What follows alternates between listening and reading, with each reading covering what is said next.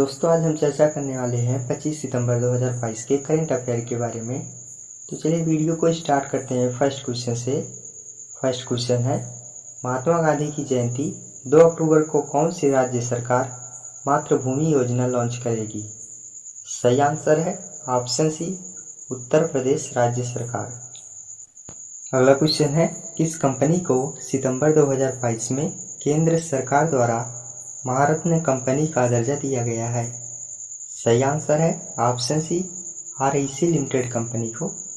REC limited company को सितंबर 2022 में केंद्र सरकार द्वारा महारत्न कंपनी का दर्जा दिया गया है। अगला क्वेश्चन है, किसे हाल ही में अखिल भारतीय आयुर्विज्ञान संस्थान एम्स का नया निदेशक के रूप में नियुक्त किया गया है? सही आंसर है option B, dean doctor M Srinivas.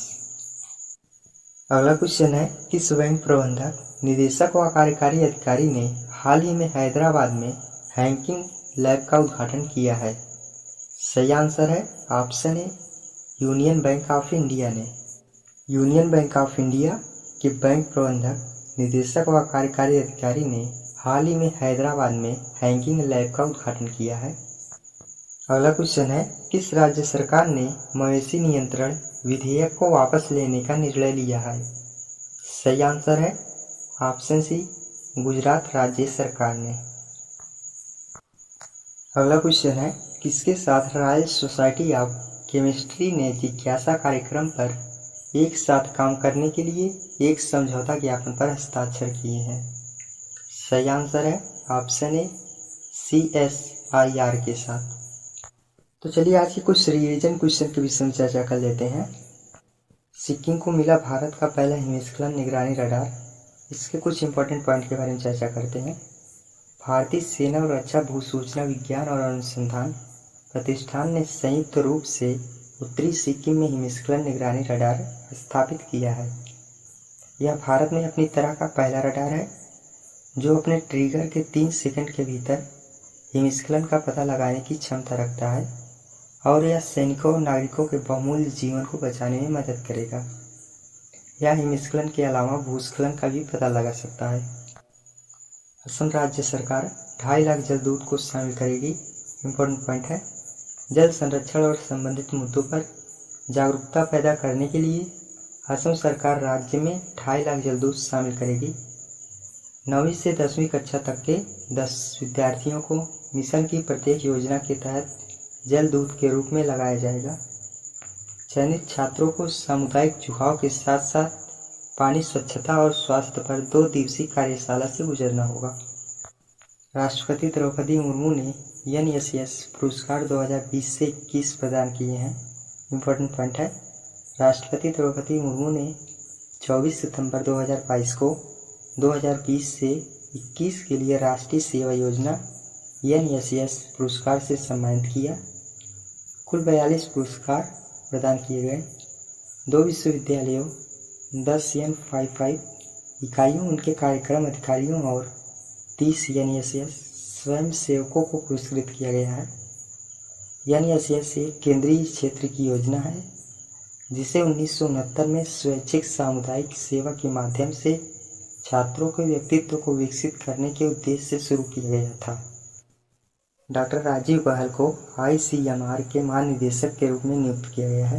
Important point है, डॉक्टर राजीव बहल को 3 साल की अवधि के लिए भारतीय आयुर्विज्ञान अनुसंधान परिषद का महानिदेशक और स्वास्थ्य अनुसंधान विभाग के सचिव के रूप में नियुक्त किया गया है।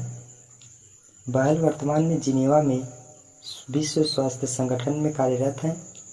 ICMR जैव चिकित्सा अनुसंधान के निर्माण, समन्वय और प्रचार के लिए भारत में सर्वोच्च निकाय है। डॉक्टर M श्रीनिवास को एम्स दिल्ली का निदेशक नियुक्त किया गया है। इम्पोर्टेंट पॉइंट है, 23 सितंबर 2022 को केंद्र सरकार ने डॉक्टर M श्रीनिवास को अखिल भारतीय आयुर्विज्ञान संस्थान दिल्ली के निदेशक के रूप में नियुक्त किया है। डॉक्टर श्रीनिवास जो ESIC मेडिकल कॉलेज और अस्पताल हैदराबाद के डीन हैं, वह रणदीप गुलेरियर का स्थान लेंगे जो मार्च 2017 से इस पद पर है। उसकी नियुक्ति 5 साल की अवधि के लिए की गई है एम्स दिल्ली की स्थापना 1956 में हुई थी। प्रथम निदेशक डॉक्टर BV दीक्षित थे। डॉक्टर जितेंद्र सिंह ने अमेरिका में गोलमेज सम्मेलन को संबोधित किया है।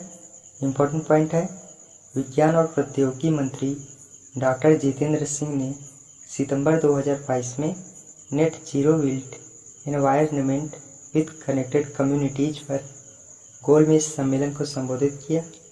यह global clean energy action forum 2022 Pittsburgh America में आयोजित किया गया था। उन्होंने जलवायु परिवर्तन की चुनौतियों का समाधान करने के लिए मांग संचालित समाधानों से संबंधित अनुसंधान एवं विकास परिनियोजन को बढ़ाने के संबंध में एक वैश्विक समझौता ज्ञापन जैसे महत्वपूर्ण कार्यों का आह्वान किया है।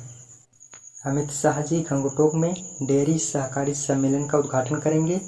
इम्पोर्टेंट पॉइंट है, केंद्रीय गृह और सहकारिता मंत्री अमित शाह 7 अक्टूबर 2022 को सिक्किम के गंगटोक में पूर्वी और उत्तर पूर्वी क्षेत्र डेयरी सहकारी सम्मेलन का उद्घाटन करेंगे।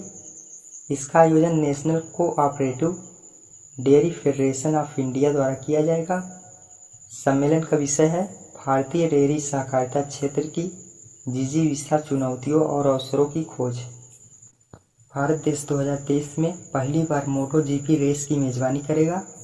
इम्पोर्टेंट पॉइंट है, भारत 2023 में ग्रेटर नोएडा में बुद्ध इंटरनेशनल सर्किट में अपनी पहली मोटो जीपी वर्ल्ड चैंपियनशिप रेस की मेजबानी करेगा।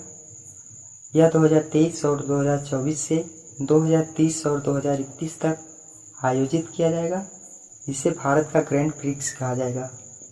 दोनों स्पोर्ट्स और फेयर स्ट्रीट स्पोर्ट के बीच मोटो जीपी को भारत में लाने के लिए 7 साल के लिए एक समझौता ज्ञापन पर हस्ताक्षर किए गए हैं। इस प्रीमियर इवेंट में 19 देशों के राइडर्स शामिल होंगे। छत्तीसगढ़ राज्य सरकार ने हमर बेटी हमर मान अभियान शुरू किया है। इम्पोर्टेंट पॉइंट है, छत्तीसगढ़ सरकार ने समाज में महिलाओं की सुरक्षा और उनके सशक्तिकरण की चिंता को ध्यान में रखते हुए राज्य में हमर बेटी हमर मान अभियान की घोषणा की है। इस अभियान के तहत लड़कियों को उनके कानूनी अधिकार, गुड टच, बैड टच और यौन अपराधों सहित विभिन्न आवश्यकता विषयों के बारे में सिखाया जाएगा। और छत्तीसगढ़ राज्य सरकार ने हमर बेटी हमर मान अभियान के तहत एक हेल्पलाइन नंबर भी जारी किया है। दिलीप तिर्की को हॉकी इंडिया के नए अध्यक्ष के रूप में चुना गया है। इम्पोर्टेंट पॉइंट है, भारत के पूर्व हॉकी कप्तान और 1998 के एशियाई खेलों में स्वर्ण पदक विजेता टीम के सदस्य दिलीप तिर्की को 23 सितंबर 2022 को सर्वसम्मति से हॉकी इंडिया के अध्यक्ष के रूप में चुना गया है। इतिहास में पहली बार एक पूर्व खिलाड़ी और एक ओलंपियन को हॉकी इंडिया के प्रमुख के रूप में चुना गया है।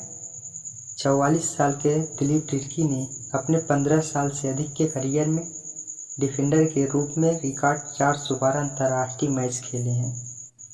विश्व समुद्री दिवस 24 सितंबर को मनाया गया है। इम्पोर्टेंट पॉइंट है, हर साल 24 सितंबर को अंतर्राष्ट्रीय समुद्री संगठन और अन्य अंतर्राष्ट्रीय संगठनों द्वारा विश्व समुद्री दिवस मनाया जाता है। विश्व समुद्री दिवस पहली बार मार्च 1978 में मनाया गया था। भारत हर साल 5 अप्रैल को अपना समुद्री दिवस मनाता है। तब इसे IMO कन्वेंशन को चिन्हित करने के लिए मनाया गया था। 1948 में जिनेवा में आयोजित अंतर्राष्ट्रीय सम्मेलन ने IMO कन्वेंशन को अपनाया। पहले IMO को अंतर सरकारी समुद्री परामर्शदात्री संगठन कहा जाता था। विश्व का लगभग 80% व्यापार समुद्र के माध्यम से होता है। केंद्रीय मंत्री किशन रेड्डी ने सिम्फनी सम्मेलन का शुभारंभ किया है। इम्पोर्टेंट पॉइंट है, पर्यटन और संस्कृति मंत्री किशन रेड्डी ने 24 सितंबर 2022 को 2 दिवसीय आभासी सम्मेलन सिम्फनी का शुभारंभ किया है। इसका आयोजन विश्व पर्यटन दिवस के अवसर पर पूर्वोत्तर क्षेत्र विकास मंत्रालय द्वारा 24 से 27 सितंबर से किया जा रहा है। इसका उद्देश्य पूर्वोत्तर भारत के बेरोजगार हिस्से को प्रदर्शित करने और पूर्वोत्तर क्षेत्र में पर्यटन क्षेत्र को बढ़ावा देने के लिए एक रोड मैप तैयार करना है। बुकर पुरस्कार विजेता लेखिका हिलेरी मेंटल का 70 वर्ष की आयु में निधन हो गया है। सबसे अधिक बिकने वाली वुल्फ हॉल त्रयी की लेखिका डेम हिलेरी मेंटल का 70 वर्ष की आयु में निधन हो गया है। मेंटल ने 2022 में वुल्फ हॉल और 2012 में इसके सीक्वल विंग ऑफ बॉडीज के लिए 2 बार बुकर पुरस्कार जीता था। वुल्फ हॉल हेनरी III के दरबार में थॉमस क्रामवेल की सत्ता में आने का एक काल्पनिक विवरण था। इसी श्रृंखला की तीसरी और अंतिम पुस्तक the mirror at the light 2020 में प्रकाशित हुई थी। आर गांधी को यस बैंक का अंशकालिक अध्यक्ष नियुक्त किया गया है। इम्पोर्टेंट पॉइंट है, आरबीआई के पूर्व डिप्टी गवर्नर आर गांधी को यस बैंक का अंशकालिक अध्यक्ष नियुक्त किया गया है। आरबीआई ने 20 सितंबर 2022 से प्रभावित 3 वर्षों की अवधि के लिए बैंक के गैर कार्यकारी अध्यक्ष के रूप में उनकी नियुक्ति को मंजूरी दे दी है। गांधी इस समय वित्तीय क्षेत्र के नीति विशेषज्ञ और सलाहकार हैं। यह 2014 से 2017 तक 3 साल तक आरबीआई के डिप्टी गवर्नर रहे हैं। लेह जिले ने बैंकिंग परिचालन का 100% डिजिटलीकरण किया हासिल। इम्पोर्टेंट पॉइंट है, लद्दाख के लेह जिले ने बैंकिंग परिचालन का 100% डिजिटलीकरण हासिल कर लिया है। लेह जिले ने 1 साल की छोटी सी अवधि में सभी ऑपरेटिंग बैंकों के डिजिटलीकरण का काम पूरा कर लिया है। लेह लगभग 3500 मीटर की औसत ऊंचाई पर स्थित है। यह लद्दाख साम्राज्य की ऐतिहासिक राजधानी भी थी। लद्दाख के उपराज्यपाल राधा कृष्ण माथुर हैं। भारतीय रेलवे ने इसरो द्वारा विकसित RTIS सिस्टम स्थापित किया है। भारतीय रेलवे ने घोषणा की है कि वह लोकोमोटिव और ट्रेनों पर इसरो के सहयोग से विकसित real time train information system स्थापित कर रहा है। इसके साथ ट्रेन नियंत्रण पर अब बिना किसी मानवीय हस्तक्षेप के RTIS सक्षम लोकोमोटिव ट्रेनों के स्थान और गति को अधिक बारीकी से ट्रैक करने में सक्षम होगा। 21 इलेक्ट्रिक लोको सेट में 2700 इंजनों में RTIS उपकरण लगाए गए हैं। तो आज के लिए बस इतना ही दोस्तों। वीडियो अच्छा लगा हो तो सब्सक्राइब करें तथा लाइक करें और शेयर करें। धन्यवाद। जय हिंद, वंदे मातरम।